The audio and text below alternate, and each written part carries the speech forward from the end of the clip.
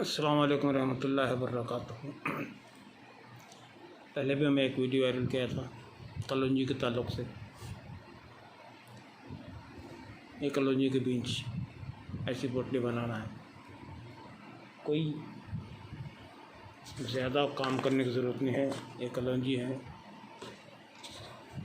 इसको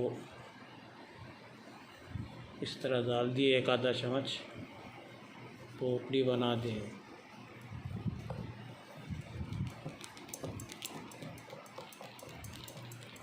बन के जेब में रख लीजिए। ऐसा घसना है, सूंघना है।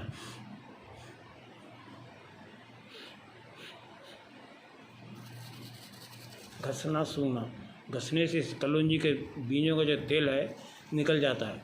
वो सूंघते ही दिमाग तक पहुंचती है खुशबू उसकी, दिमाग से पूरा फेफड़ों तक।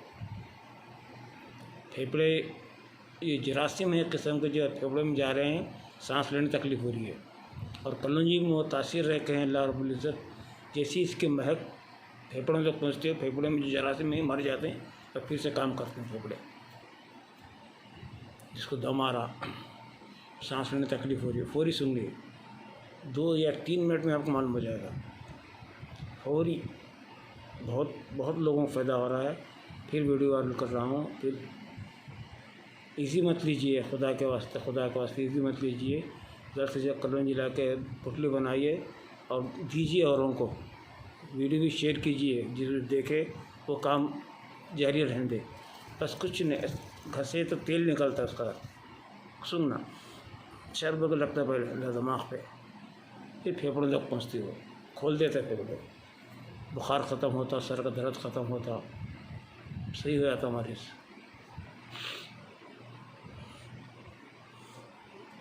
बस खुदा के वास्ते कीजिए, हैबत मत खाइए। हैबत खाने की ज़रूरत नहीं है। इन्नल्लाह अला कुल्लि शैइन क़दीर, अल्लाह कुदरत है, उसकी कुदरत है। अल्लाह ताला करम करेंगे। अल्लाह ही शाफ़ी है, अल्लाह ही काफ़ी है हमारे लिए। बस जो अमल बताया गया है वो अमल कीजिए। कलौंजी बीज में हुज़ूर पाक सल्लल्लाहु अलैहि वसल्लम इरशाद फरमाते हैं कि 99 बीमारियों का इलाज है सिवाय मौत के। बस आप इतने से काम करना है, जेब में रख लेना, सूंघना।